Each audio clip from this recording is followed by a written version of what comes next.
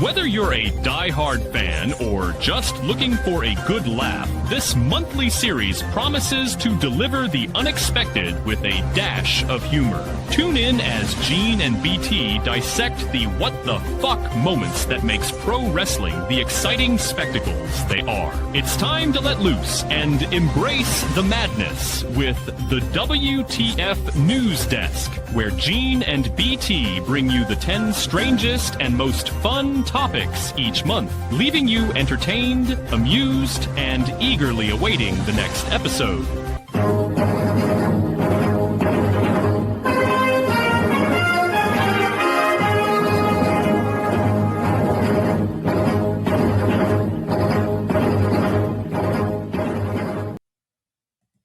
All right, we're live from 304 Studios in Jonesboro, Arkansas. This is an stspod.club production. This is episode 1061 and episode 97 of the WTF News Desk, and this is for April 2026. Guys, just to let you know, I'm alone again this month. Gene, well, he had to go to CVS to pick up some prescriptions, and so he's not joining me this week or this month. I want to tell everybody what's going on right now. We did a revamp with the 9th annual all episodes Memphis in May. stspod.club got a revamp. We're going to try to represent rich history of Memphis wrestling and the current Memphis wrestling. Here's our new schedule for May and now every month. Remember, Memphis, then and now. On Mondays, you'll get a special edition episode like this. This came out on a Monday. Cassette Wrestling News. Hit me with your first shot. Observer, the Countdown Wrestling Podcast, and many, many more special edition episodes there on Monday. On Wednesday, the Retro Wrestling Review USWA Podcast Season 2. We start with Episode 1. And on Thursdays, the Retro Wrestling Review Power Pro Wrestling Podcast. We start with Season 1, Episode 1 on Thursday. And on Saturday, as always, rolling into Memphis. That's right. Patreon. I want to go to stspod.club in the right-hand corner. Join our Patreon. We have over 1,100 episodes uncut. Also exclusive to Patreon. We're still doing Memphis stuff. CWA 1987, reviewing it episode by episode. And Gene and I also jump in and do right along ringside. Remember, we say stuff on the what we call the B side. The Patreon, we would not say here. Go subscribe right now. stspodclub@gmail.com. You can stspodclub@gmail.com. You can email us. There is a link of all links at stspod.club, and every day on Facebook, on TikTok, on Instagram, on Rumble. We do the Shiznit Minute. Only missed 1 or 2 days in 3 years, and I still put them up. Real quick, our business for the month. We do this every month on WTF. The Countdown Wrestling Podcast, episode 88, was our 10th annual 10-10-10 Mania Moments. That's episode 1054. That was number 3. Number 2, thank you guys, April 1st, 2025 episode. Well, actually, it's April 1st, 2026 episode. Hostile Takeover, episode 1045. That was our April 1st wink, wink episode. And I can't believe I'm saying this, but very popular on the feed is a Cassette Wrestling News. That's episode 19 or episode 1048. All right. We broke all our all-time record on Instagram. Thanks to everyone following Instagram and watching our videos every day.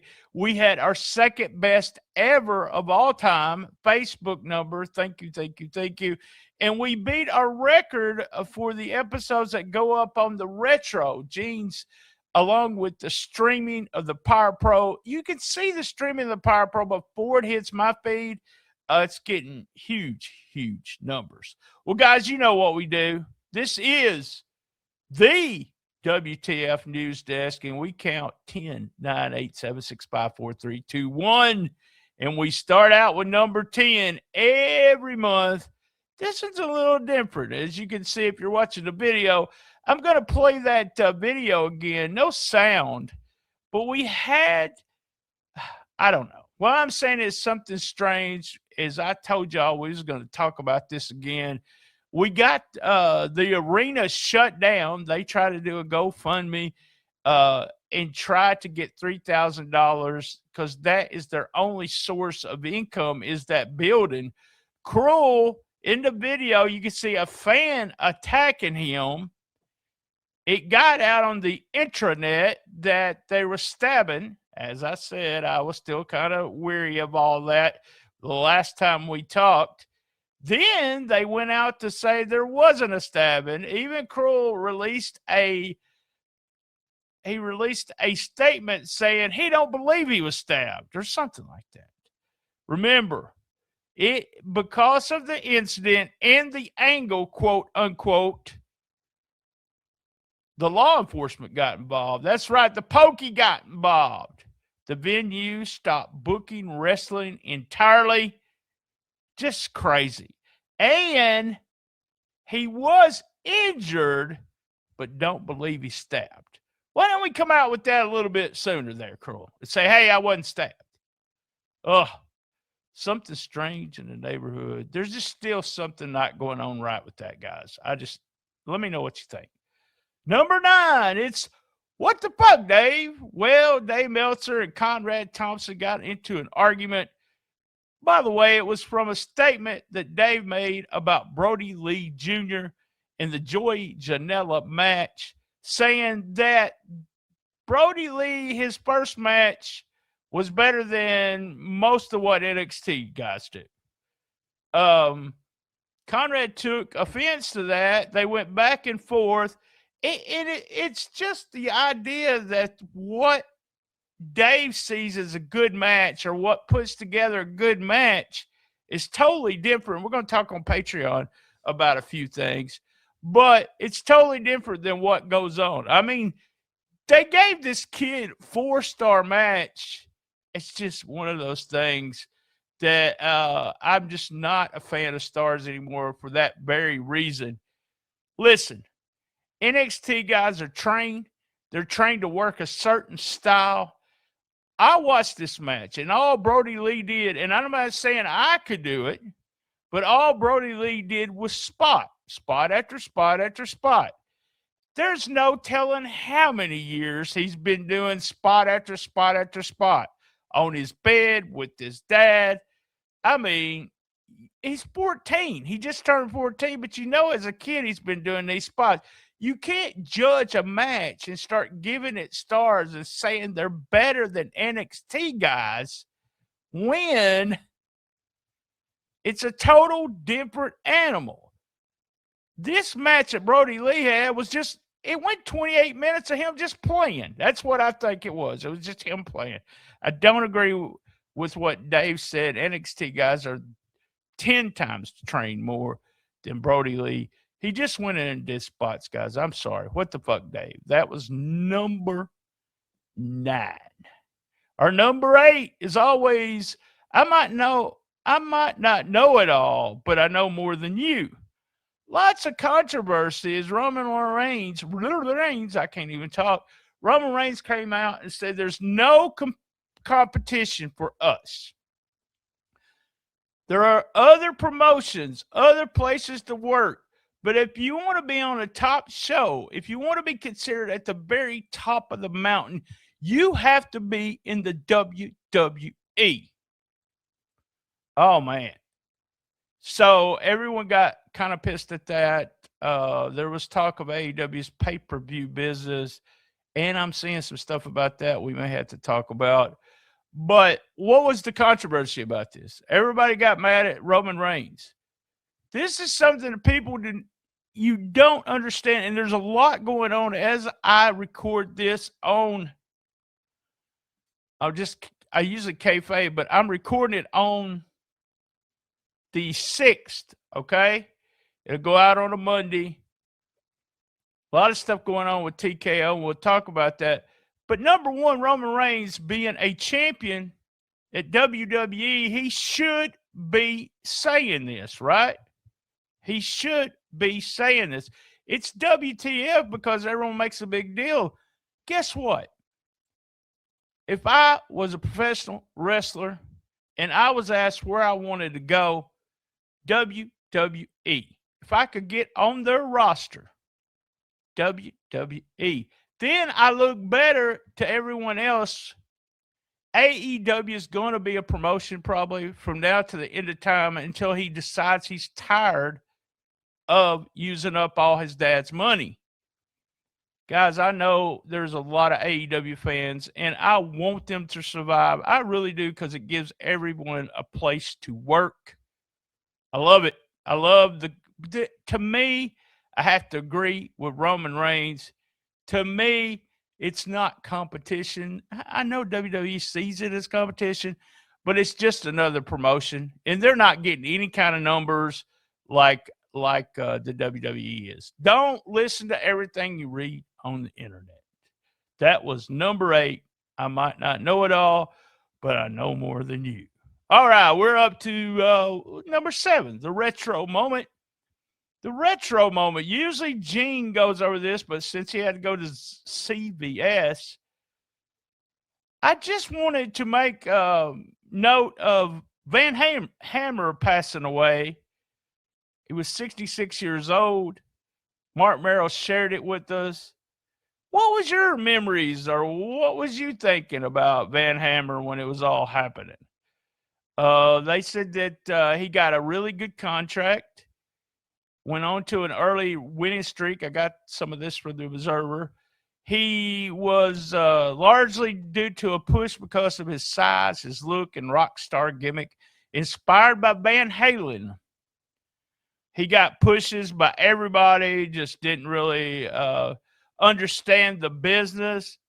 Guess what? I was a fan of Van Hammer. Who else out there was a fan of Van Hammer? I really was. He worked, I didn't remember this, but he had worked for WWE in 93, but was not signed. Great physique.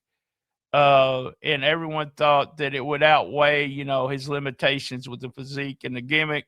He later come and worked in Raven's Flock, repackaged with different gimmicks, not really getting a push. But there we go, a retro moment, just talking about Van Hammer. I was a fan. What about you?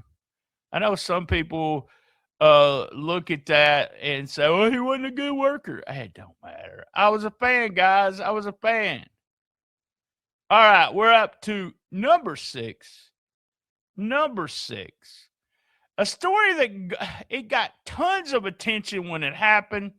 TNA pulled its wrestlers out of deals with at least 4 promotions over the month as the wrestlers were getting ready to work against other people from other promotions, mainly AEW.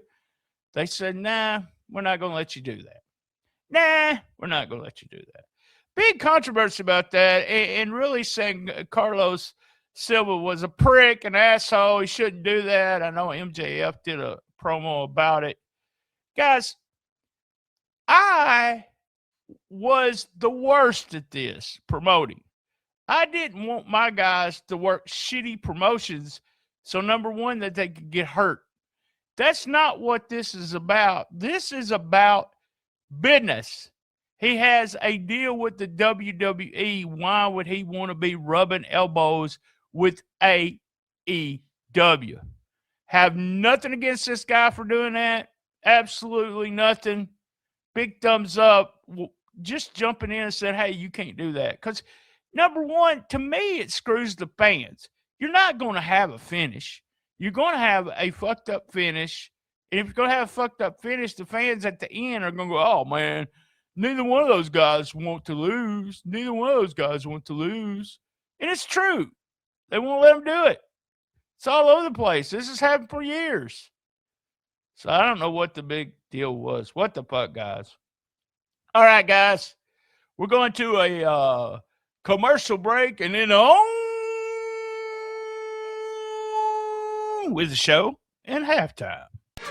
Don't miss Memphis Wrestling Live. Sunday, May 31st, Big Vito is coming to Memphis Wrestling. Sunday, June 14th, don't miss wrestling legend Action Mike Jackson. Friday, June 19th, Memphis Wrestling is coming to Jackson, Tennessee. Join us live at the Picture Perfect Event Center. Thursday, June 25th, Memphis Wrestling tag teams with the Arkansas Travelers for Lucha Libre Night featuring WWE luchador Grand Metalik. And Sunday, July 19th, for the first time ever, it's Memphis Wrestling versus KAW at Ghost River Brewing Company on Main Street. All tickets are on sale now. Get yours right now at memphiswrestling.tv. Jackson, Tennessee, get ready to kick your summer off with a laugh as Highland Avenue Comedy brings the funny to Hub City Brewing Company June 6th at 8 p.m. Get ready for a night of non-stop laughs with some of the best comedians around. Whether you're out with friends or planning the perfect date night, you don't want to miss the show. Tickets are only $10, and you can get yours now at HubCityEvents.com and come enjoy some great drinks, great vibes, and even better comedy. Highland Avenue Comedy at Hub City Brewing Company June 6th at 8 p.m. Be there!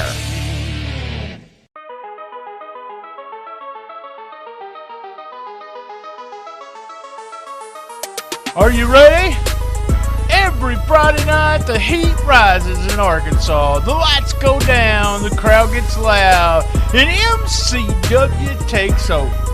This is live, hard-hitting, in-your-face action at the MCW Arena, West Kaiser in Osceola, Arkansas. Doors open at 6:30, bell time at 8 p.m. sharp. Rivals explode, bodies hit the mat, and the stars of MCW leaving all in the ring. This ain't just wrestling. This is MCW. Tickets on sale right now. Don't wait. Be part of the action. Follow MCW on Facebook for the latest updates. And be there every Friday night. Or hear about it later. Card subject to change. Halftime. All right, I'm talking halftime here. I want your opinion on halftime. I want you, the listeners, to let me know what's up. And we're going to talk just about April releases. Why is there always a big deal after Mania? Why do the fans always seem to cry about releases? Now, let me tell you, last year, I was released from a job I worked for 9 years. The contract was not paid, in a sense. It was not renewed. Let me say it that way. The contract was not renewed with the vendor I was working with. The company that we were working with decided we were not good enough for that. Was I upset? Yes, I was upset. But guess what? It's business. There is no way in hell WWE needs, and we'll be talking about this next month, because I had a listener message me and say, you think they're getting ready to sell? I don't know. We'll have more about that in next month in the May edition. But as of right now, you can't use everybody. Everybody can't be pushed. Everybody. You can't do it. Not at all times. The fans have to realize that you're going to let some people go. And I know you might be a fan of that wrestler, but that wrestler, if they're good enough, will find a position somewhere else. Not a big deal to me. Seems to be a big deal to everyone else. All right, let me know. That was halftime. All right, we're up to 5, 4, 3, 2, 1. Smarks be acting crazy. TNA wrestler Alana Black confronted and filmed. We didn't have the film. I think they took it down, but I just couldn't find it.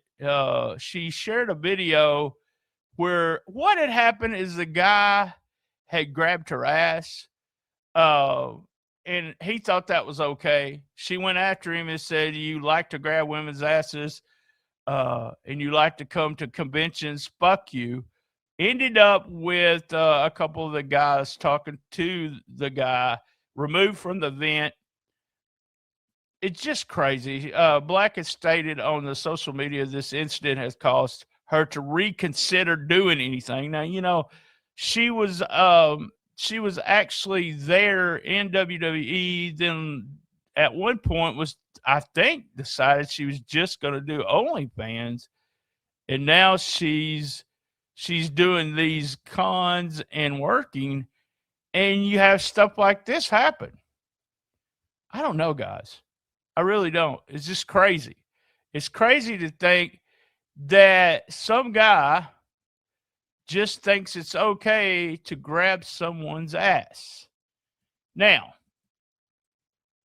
would it be okay to grab anyone's ass? That's what I want to know. I mean, you're going through a con, can you just grab ass? No. No.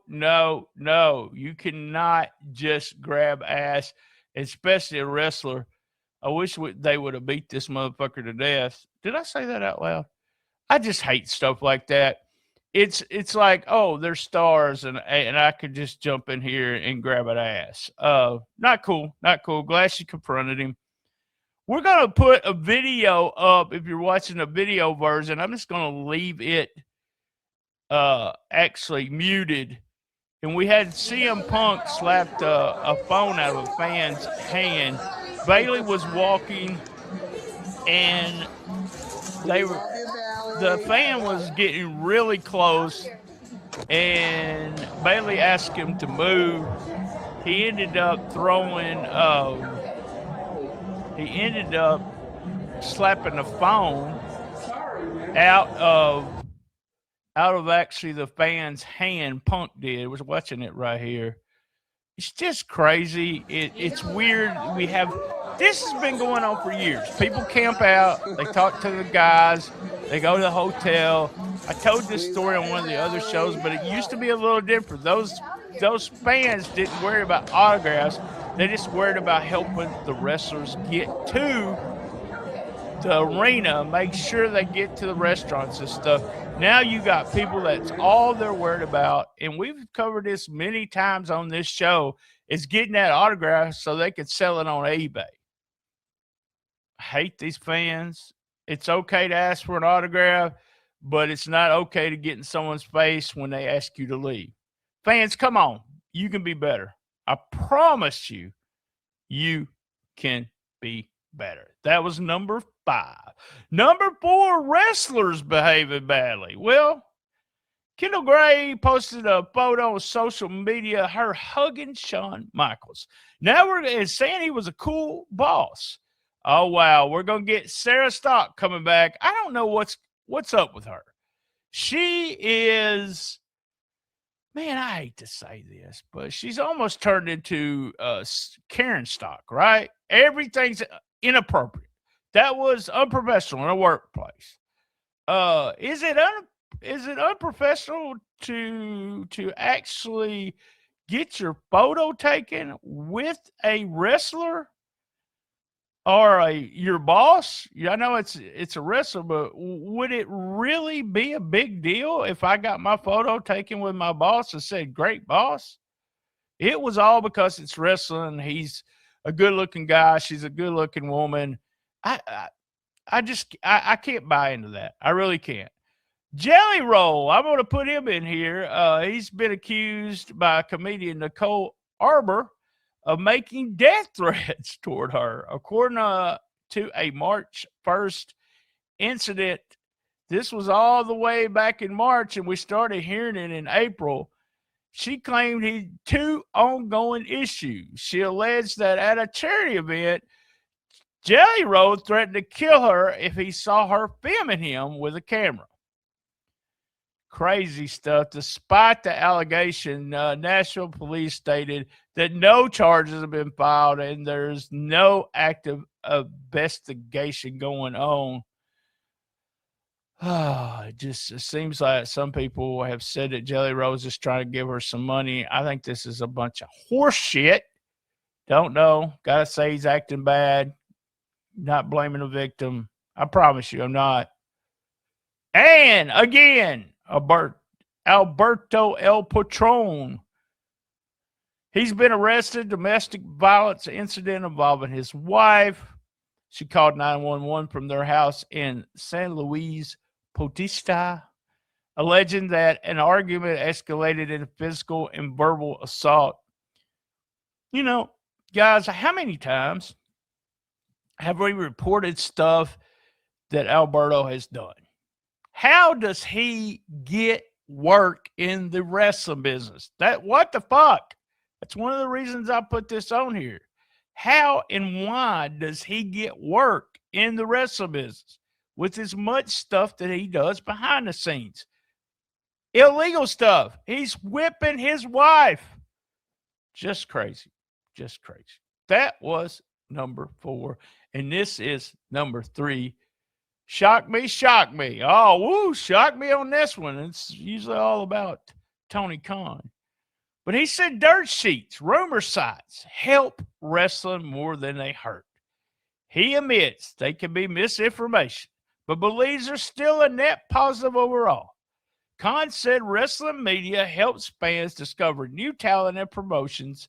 He personally learned about global wrestling through newsletters and coverage. He acknowledges that the journalist standards in wrestling are lower than traditional. No shit, man. Even so, he respects the writers that cover the industry and believes he's not ignoring the negatives, but there's so many positives about it. Man, I'm not sure what to say about this. I'm not shocked. I mean, that's why we call this shock me, shock me. I'm not shocked that he believes that, because it's when it comes to the mainstream wrestling dirt sheets, and as in Dave Meltzer, they're huge fans of the style and give him so much publicity. Dirt sheets were underground back in the day. Very few people looked at them.